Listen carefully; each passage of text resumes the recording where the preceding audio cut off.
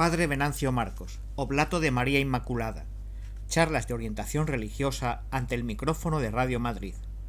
Charla del domingo 3 de octubre de 1948.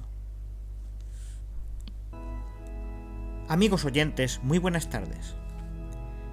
De nuevo me encuentro ante este querido micrófono de Radio Madrid. Otra vez han volteado las campanas en la tarde del domingo, ahogando los ritmos de la música de baile y difundiendo por las ciudades y los campos de España el sonido de bronce de la llamada de Dios. Inicio esta noche mi cuarta campaña radiofónica en Radio Madrid, que Dios quiera pueda llevar a buen término al igual que las anteriores. Como veis, he sido fiel a mi palabra. El último domingo de julio me despedí hasta el primer domingo de octubre, y aquí me tenéis, he acudido a la cita. Cuando empecé estas emisiones hace 3 años, hubo lúgubres agoreros que les auguraron un pronto y desairado final. Unos decían que en este país no se puede hablar con libertad, que si me metía en Honduras me vería envuelto en alguna polémica, dando en tierra con mis huesos como Don Quijote. Otros me amenazaban con fieros males, que si me iban a hacer esto o lo otro o lo de más allá. Ya ven ustedes, nada ha ocurrido hasta ahora y empiezo mi cuarta campaña. Antes de abrir el consultorio os debo un saludo a todos. ¿Han pasado ustedes bien el verano? Me alegro mucho. Yo soy de los que no han tenido la fortuna de poder salir de Madrid y aquí me he tirado los 3 meses últimos como cualquier modesto hijo de vecino. Un saludo a todos, amigos de Radio Madrid, de Radio Barcelona y de Radio Santiago. A partir de hoy podréis escuchar todos los domingos mi voz, esta voz amiga que habla para vosotros en la intimidad de vuestro hogar. ¿No os agrada? Buscad otra emisora y tan amigos. ¿Os agrada? Más amigos todavía. Ya sabéis en qué consiste esto. Vosotros me escribís y yo os contesto por radio o en carta particular. Seguiré hablando a la misma hora de siempre, 9 de la noche, y retransmitiendo por las mismas emisoras del año pasado. Hubiera querido escoger una hora mejor y retransmitir por un mayor número de emisoras, pero a pesar de mis esfuerzos no he podido conseguir más que mantener mis antiguas posiciones, que no es poco. Y vamos a empezar. Como en años anteriores, unos compases de órgano y a abrir la primera carta. Pero antes de abrir la primera carta del consultorio, les voy a contar a ustedes el sueño que he tenido una noche de este verano. Durante este verano, Radio Madrid ha venido radiando una emisión que se titulaba Cuéntenos lo que soñó. Yo les voy a contar hoy a ustedes lo que soñé. Verán ustedes. Una noche yo soñé, bendita ilusión, que había ido en peregrinación a Roma. Un día, a eso del atardecer, me dirigí hacia la Basílica de San Pedro. Tomé la vía de la Conciliación, llegué a la inmensa plaza del Bernini, subí los majestuosos escalones de mármol y penetré en el interior de la basílica. Me arrodillé junto al altar de la confesión, apoyé mi cabeza sobre la balaustrada del sepulcro de San Pedro y, arrullado por los acordes del órgano, tuve una visión.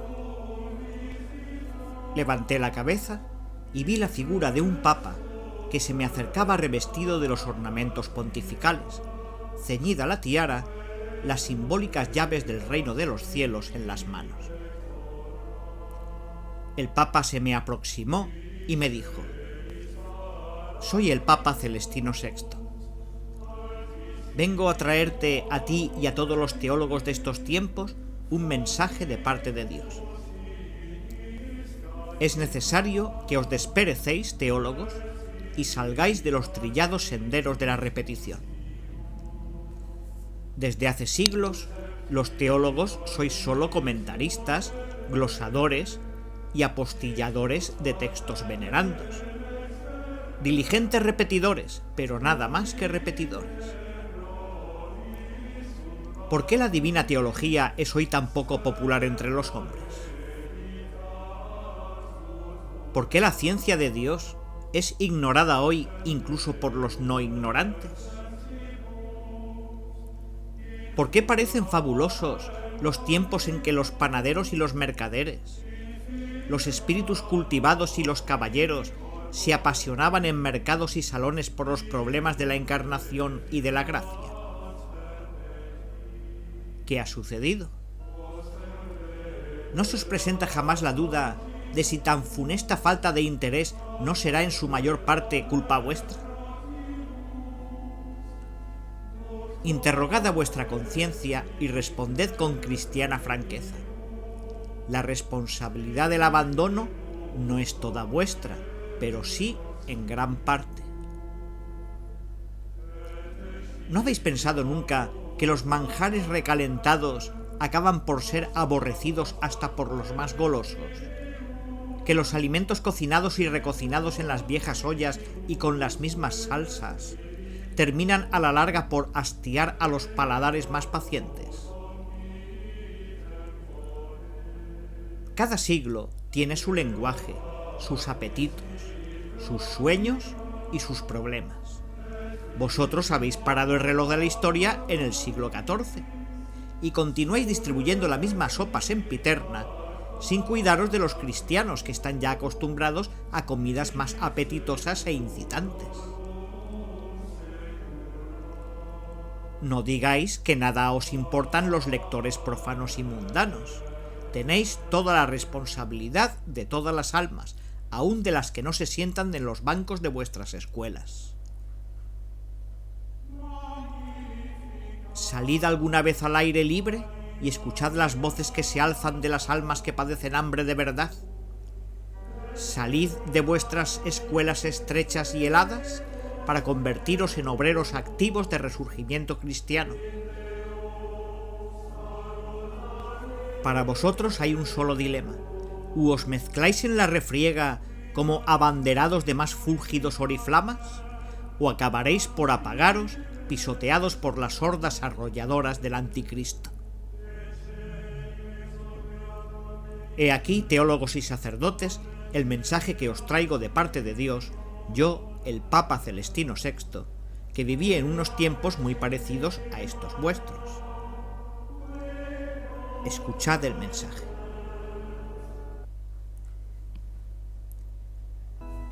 Este fue mi sueño de una noche de verano. Cuando me desperté, quise recordar las palabras del Papa Celestino VI. ¿Dónde había leído yo aquellas frases? Enseguida me acordé. Las había leído en el último libro de Giovanni Papini, traducido del italiano al castellano y titulado Cartas del Papa Celestino VI a los hombres. Dicho Papa Celestino VI no existió nunca. Es una creación literaria de Papini que, de esa forma fantástica, ha querido decir a los hombres de hoy lo que según él tienen que hacer para que nuestro mundo moderno no se hunda en la barbarie. Esas palabras dirigidas a los teólogos, entre los cuales me cuento, me han impresionado mucho, porque nos señalan una responsabilidad abrumadora en la presente descristianización de las masas. Jesucristo nos ha puesto como faros en medio de la noche, y la luz no se nos ha dado para que la escondamos bajo una espesa pantalla, sino para que la difundamos por doquiera. Yo no quisiera que sobre mí cayese la responsabilidad de que las masas españolas continúen alejadas y apartadas de la Iglesia, del Evangelio, de la fe y de las prácticas cristianas. No quiero que Dios me pregunte con un amargo reproche qué hice con la luz que me entregó. No quiero que me acuse de que por mi culpa, por mi inactividad o mi pereza, o por un malentendido intelectualismo, o por cobardía, la teología, que es la ciencia de la salvación, sea solo patrimonio de unos cuantos iniciados. No quiero que me haga responsable de la falta de fe de las masas y de que la teología no apasione hoy a los panaderos y a los mercaderes, a los espíritus cultivados y a los caballeros, en los mercados, en las oficinas y en los salones. Por eso salgo al aire libre, fuera de las aulas estrechas y heladas, para escuchar las voces que se alzan de las almas hambrientas de verdad. Para eso, para escuchar esas voces, he abierto este consultorio al que todos podéis acudir con vuestras cartas, y he subido a esta tribuna de Radio Madrid. Desde aquí, cada domingo por la noche, he de hablaros a los españoles no de cosas menudas, deporte, arte, política, sino de las cosas grandes y trascendentales que a todos los hombres interesan. ¿Lo oye usted, caballero? Nada de política, nada de cosas temporales, solo religión, solo cosas eternas. Empecemos pues a escuchar las voces de las almas que piden luz y verdad. Vamos a abrir la primera carta de la nueva temporada.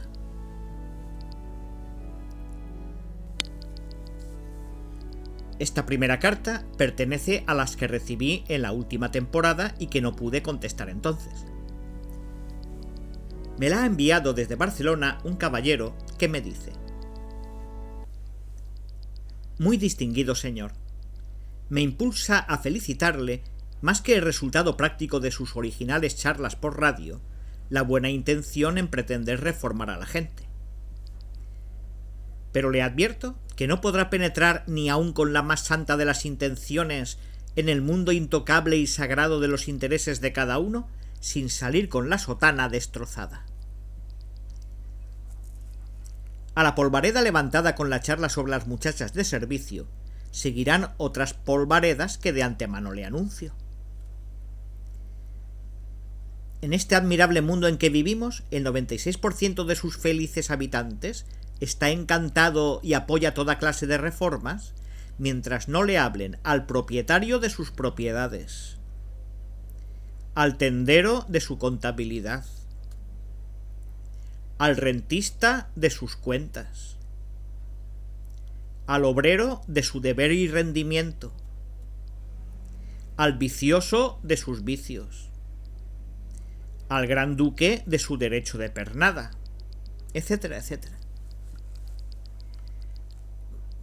Todo esto, y mucho más que no digo por no hacer interminable la lista, es sagrado. Por eso me atrevo a preguntarle: ¿es productivo sembrar trigo sobre mármol? A pesar de mi absoluta indiferencia en materia de religión, su campaña pro dignificación de las costumbres merece mi completa aprobación. Son las obras de las personas las que cuentan, y no las sectas y doctrinas. Por eso, independientemente de consideraciones puramente religiosas, llega usted al corazón de los hombres por sus campañas en pro de los humildes. No se preocupe tanto de doctrinas y de dogmas, y continúe su labor de saneamiento de las costumbres. Afectísimo suyo,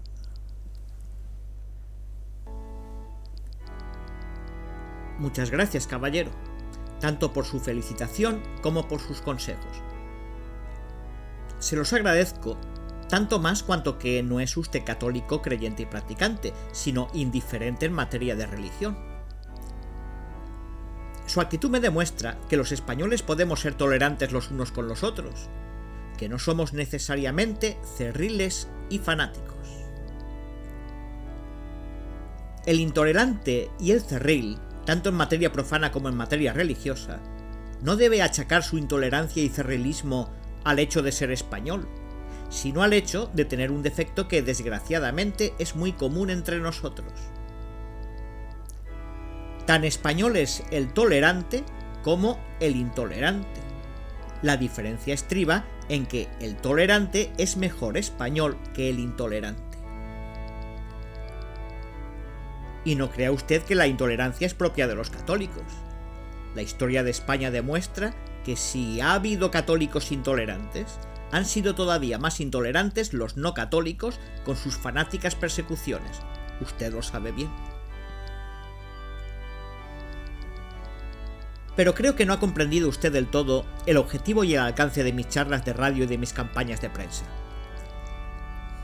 No ha entrado en mi ánimo levantar polvaredas que, si alguna vez se han levantado, no ha sido ciertamente por mi culpa, sino por culpa de quienes se molestan apenas se mete uno con sus intereses o habla de sus defectos. Tampoco me he presentado como un reformador de la moralidad, ni es mi objetivo principal el saneamiento de las costumbres. Y no porque crea que es tiempo perdido pretender transformar a los hombres y tan improductivo como sembrar trigo sobre mármol, no. Sería iluso creer que los hombres se transforman del todo a consecuencia de una campaña de moralización. Sabemos muy bien que cada hombre necesita toda su vida para acabarse de transformar. Que la humanidad entera atraviesa los siglos subiendo y bajando. Y que no se puede hablar de un progreso continuo e indefinido en el orden moral. Sin embargo, algo se consigue siempre. Y si hay almas duras como el mármol sobre las que no germina la semilla moral que se siembra, también las hay que la hacen fructificar al 50 y al 100 por uno. Lo dijo Jesucristo y lo atestigua la experiencia. Pero le repito, no es mi objetivo primero la moralización de las costumbres. Y no lo es, porque yo creo que para que se saneen las costumbres es preciso que haya una fe religiosa, por lo menos en términos generales y en un país como el nuestro, en el que las sanas costumbres se han alimentado siempre de la fe religiosa. Por eso mi objetivo principal es confirmar en la fe a los creyentes, robustecérsela a los débiles y despertarla en quienes la tienen aletargada. Una campaña pro moralidad de las costumbres que no se apoye en la fe católica es, en España, una campaña estéril. Usted, caballero, que no cree en religión alguna, que estima que todas las religiones son iguales o poco menos, que no cree en las verdades de nuestra fe católica, podrá sentirse satisfecho con que haya una cierta moralidad para ir tirando por el mundo como hombres y no como fieras. Pero los que creemos que hemos venido al mundo para salvarnos dentro de la religión católica, que es la única verdadera, no nos podemos contentar con ser buenos los unos para con los otros, sino que aspiramos a ser buenos en toda la línea, empezando por cumplir con nuestros deberes para con Dios. Para lo cual hay que conocer a Dios y saber por qué y cómo debemos amarle. En una palabra, moral sí, buenas costumbres sí, pero también fe, y antes fe que moral.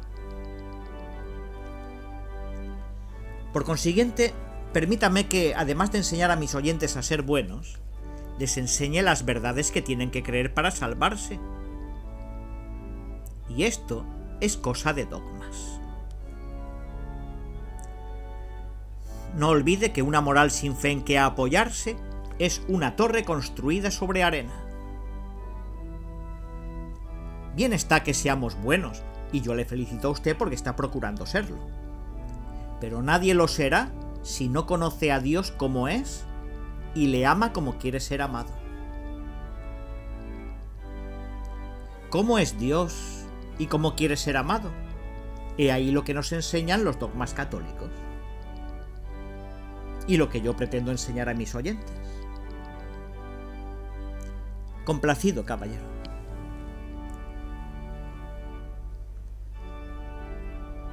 La segunda carta que voy a contestar esta noche se refiere a un estado de cosas que arranca de tiempos remotos, nada menos que del siglo VIII.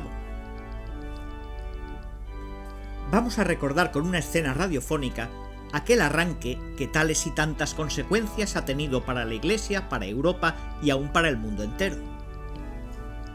Veamos. Nos trasladamos a la corte francesa en los primeros días de enero del año 754. Reina en el reino de los francos un gran rey, Pipino el Breve, que tendrá un hijo más grande que él mismo, Carlomagno.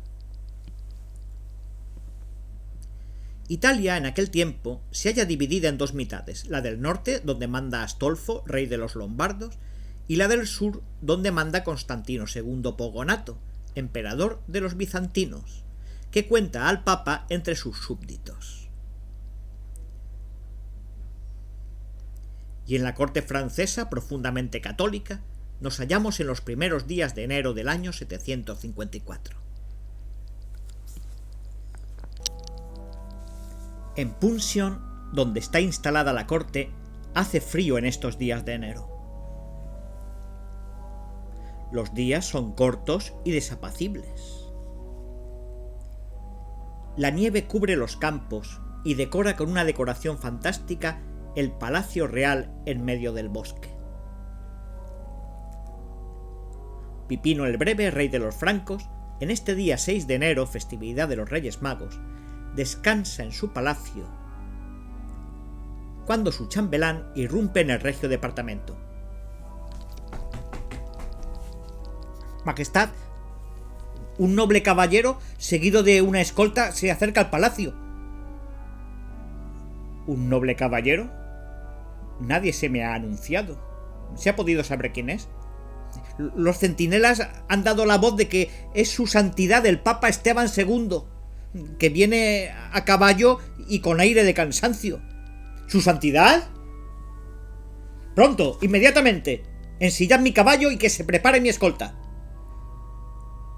¿Qué le ocurrirá a su santidad para venir hasta aquí desde Roma en estos días de invierno? Del palacio real sale el rey Pipino al galope de su caballo, seguido de una escolta de nobles caballeros. Va al encuentro del Papa.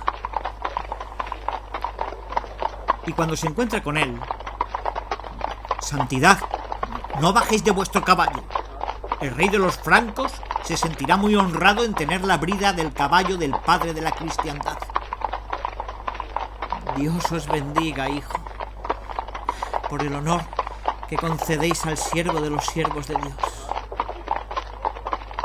Vamos al palacio, y allí oiremos las nuevas que de Roma nos traéis. Al paso de los caballos, y llevando el rey de los francos la brida del caballo de su santidad, vienen hasta el palacio. Al llegar a la puerta: yo os tendré el estribo para que bajéis. Muchas gracias, hijo. Y ahora entrad en mi palacio y tomad posesión de él. Su santidad entra en el palacio real y es hospedado en la cámara regia. Una vez que el Papa ha cambiado sus vestiduras, tiene una larga entrevista con el rey en presencia de los altos dignatarios de la corte. Y ahora, santidad, que ya habéis descansado un poco, contad, ¿qué ocurre en Roma? ¿Qué le sucede al padre de todos los cristianos? Malas nuevas, majestad. Los lombardos están invadiendo las tierras del emperador bizantino. El rey Astolfo ha roto el contrato que con nos había hecho. Se ha apoderado de Rávena, ha invadido el ducado romano y se ha presentado ante la ciudad de Roma. He solicitado auxilio del emperador y ha sido en vano. En un trance tan apurado, he pensado en el rey de los francos. El rey de los francos, santidad, se pone inmediatamente a su disposición para ayudarle. ¿Cuánto nos ha costado llegar hasta aquí? Tuvimos que burlar las tropas lombardas que acampaban alrededor de Roma. Y luego, venciendo innumerables dificultades, llegamos hasta los Alpes, que hemos atravesado con grandes peligros por el estado de los caminos en estos días de invierno. Venimos a pedir vuestra ayuda. Desde ahora os concedemos la ayuda solicitada. Iré a Roma, lucharé con el rey de los lombardos, le derrotaré y os devolveré los territorios que os pertenecen. Y para que no tengáis que depender del emperador que os ha abandonado, os haré donación solemne de los territorios conquistados en los que reinaréis como soberano.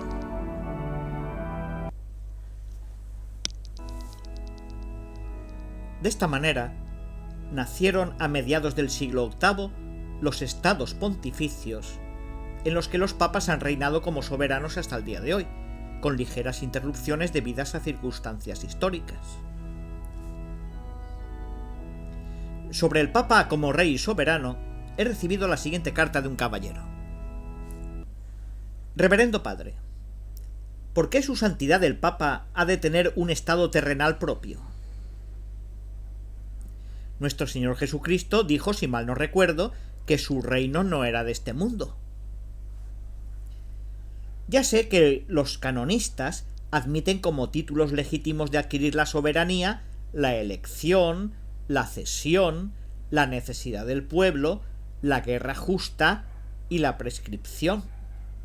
Y tratan de demostrar que todos estos títulos concurren en este caso. También se aduce que el Papa tiene que ser soberano para no estar sometido al poder secular. Ahora bien, esto ya era válido en tiempos de Jesucristo, y él nunca habló de establecer un estado independiente del imperio. ¿Cómo me explica esto, reverendo padre? ¿Es que las rotundas palabras de Jesucristo valen menos que las razones alegadas por los canonistas, que, por otra parte, no son más que legitimaciones a posteriori de un hecho constatado? En espera de su contestación, con todo respeto, le besa la mano su afectísimo.